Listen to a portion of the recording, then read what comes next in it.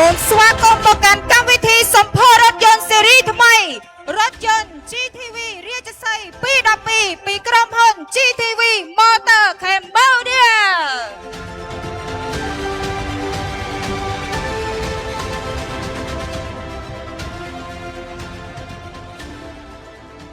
សូមគោរពអាយដាមលោកជំទាវលោកស្រីអ្នកនាងកញ្ញាជាទីមេត្រីរាត្រីនេះគឺជាពេលវេលាមួយដ៏អស្ចារ្យដែលលោកអ្នកកំពុងតែទន្ទឹងរង់ចាំយ៉ាងខ្លាំងមែនទែន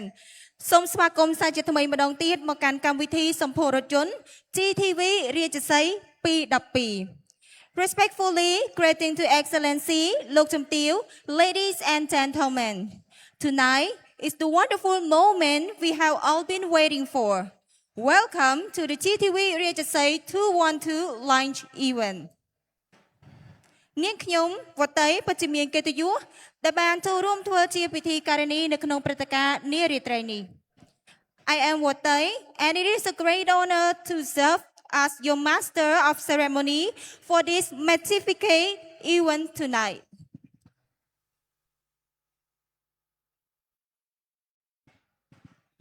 គូបញ្ជាក់ផងដែរថាសម្រាប់រថយន្ត GTV រាជសី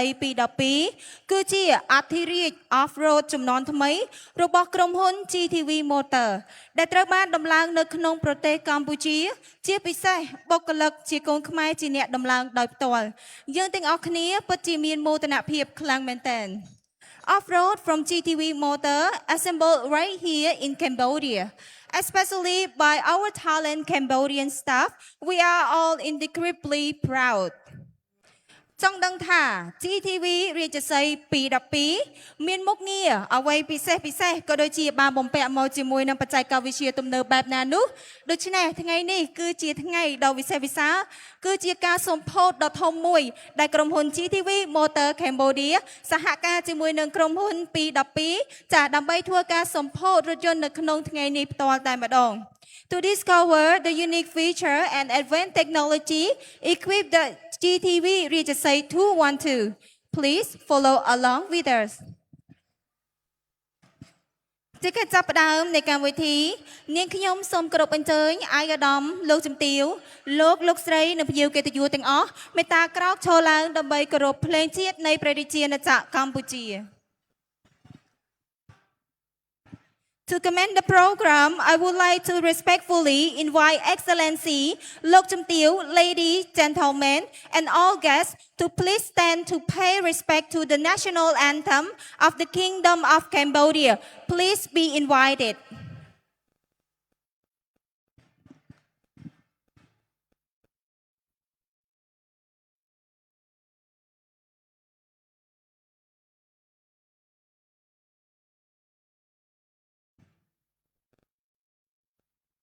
Group ទង់ជាតិ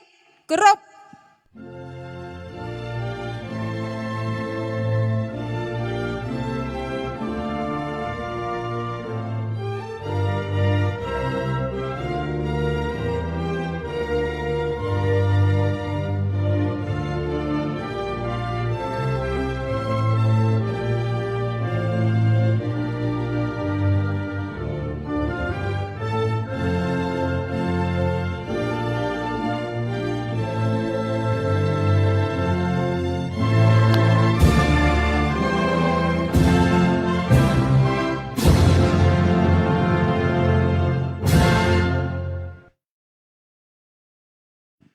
ចាសូមអរគុណសូមមេត្តាសម្រួលអរិយាប័ត្រ Thank you please be take a seat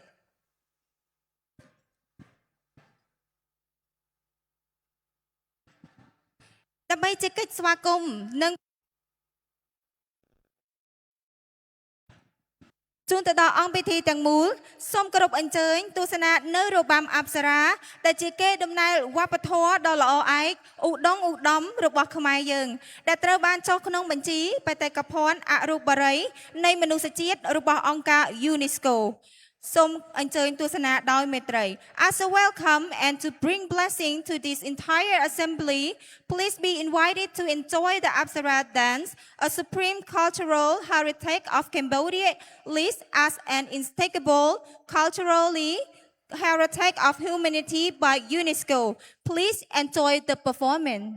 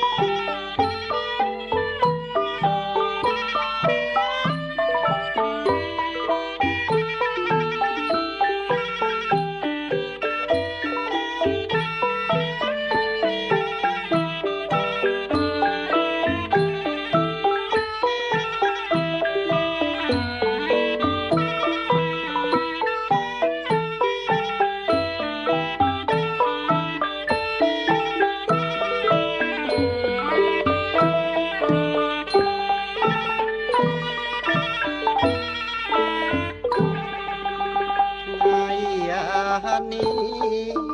អូនសប្បាយអើយថ្ងៃនេះអូនសប្បាយ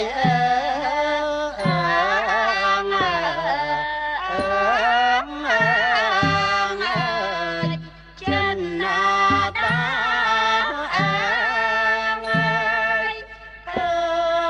ជាតិណាផោ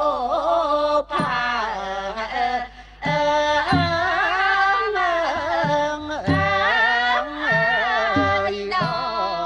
ក្នុងសួន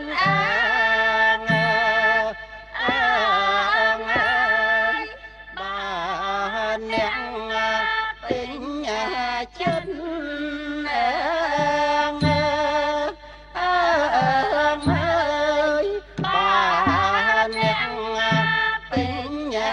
ចិត្តណា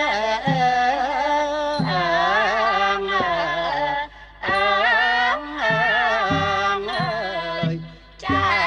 តនាយើងមិនអើយបផា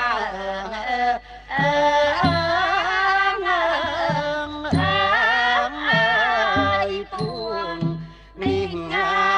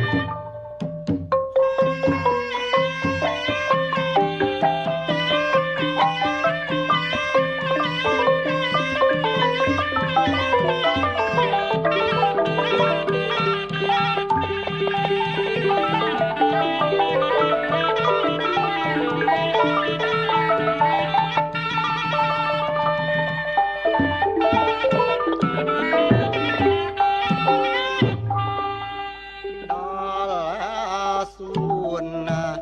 នួនណាល្អនាំពីលៀង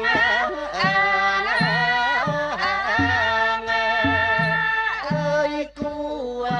គៀងតសួន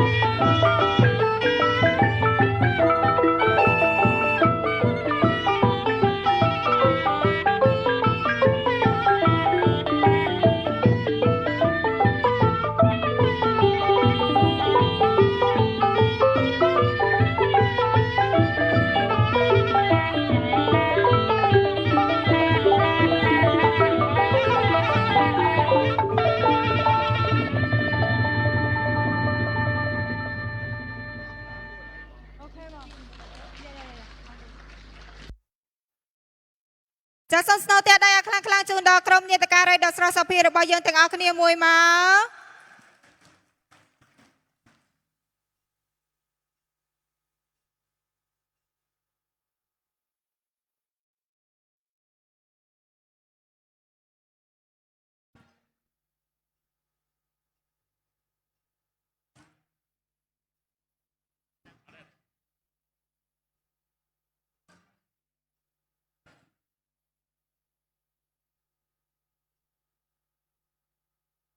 Wow ពិតជាស្រស់ស្អាតមែនតើជាមួយនឹងក្រុមនាដការីចាគឺទូចប៉ុន្តែក្លាហានហើយគឺស្ទាត់ជំនាញមែនតើជាមួយនឹងរបាំរបស់ខ្មែរយើងចាសម្រាប់នាងខ្ញុំផ្ទាល់ចាមកដល់បច្ចុប្បន្នមានអាយុច្រើនដែរប៉ុន្តែអត់ចេះរាំទេចាព្រោះអត់បានទៅរៀន ចាសម្រាប់នារាត្រីនេះផងដែរគឺជាកម្មវិធីសម្ពោធរថយន្តចា GTV រាជសីពី12ហើយក្នុងថ្ងៃនេះផងដែរគឺយើងមានជាមួយនឹងចាតារាចម្រៀងគឺកំពូលតារាចម្រៀងសម្លេងមាសតែម្ដងចាគឺចូលរួមជាមួយនឹងកម្មវិធីរបស់យើងផ្ទាល់នៅក្នុងថ្ងៃនេះផងដែរចាមុននឹងឈានចូលទៅដល់ការច្រៀងចម្រៀងពីកំពូលតារាចម្រៀងរបស់យើងចានាងខ្ញុំមានកិត្តិយសចាសូមគោរពអញ្ជើញចា Mr. Thang ចា Regional Director of Wai Chiao Smart Auto International Co Ltd ឡើងមកលើវេទិកាដើម្បីថ្លែងសន្ទរកថាចា Now I would like to invite Mr. Thang Regional Director of Wai Chiao Smart Auto International Co Ltd come on the stage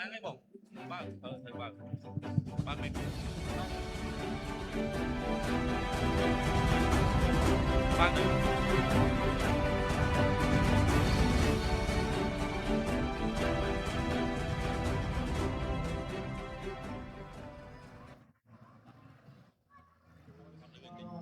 Dear guests,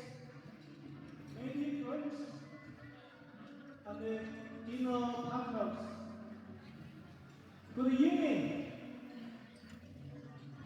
សូមគោរពភ្ញៀវកិត្តិយសបណ្ដាមិត្តអ្នកសារព័ត៌មានបណ្ដាដៃគូសហការសាយ័នសួស្ដី It's a great honor to be here with all you on this wonderful evening in Northern. ខ្ញុំបាទពិតជាមានកិត្តិយសខ្លាំងណាស់ដែលបានចូលរួមកម្មវិធីដ៏មហាឡារឹកនេះ Today, we are not just launch a new car. ថ្ងៃនេះយើងមិនត្រឹមតែសម្ពោធរថយន្តថ្មីប៉ុណ្ណោះទេ We are starting a new journey together with a group of companions who understand off-road and love exploration.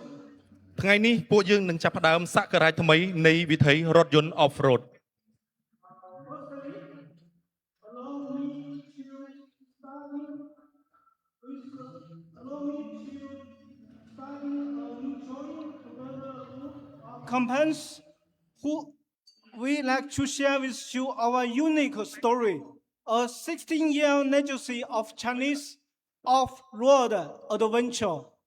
ពួកយើងមកទីនេះជាមួយរថយន្ត Off-road ដែលមានប្រវត្តិជាង60ឆ្នាំនៅក្នុងប្រទេសចិន Every great journey starts with a single step. គ្រប់ភាពជោគជ័យទាំងអស់សុទ្ធតែចាប់ផ្ដើមចេញពីជំហានទី In 1965, we launched the 212. It is the first Chinese-produced off-road vehicle which served to the military. 1នៅក្នុងឆ្នាំ1965ក្រុមហ៊ុន P12 បានបង្កើតបាននូវរថយន្ត Off-road មួយដែលបម្រើនៅក្នុងវិស័យយោធា Since then, the wheels of 212 have traveled across every corner of China. ចាប់តាំងពីពេលនោះមករថយន្ត P12 របស់យើងបានទទួលការគាំទ្រទូទាំងប្រទេសចិន Serve the people from all walks of life and every sector of society.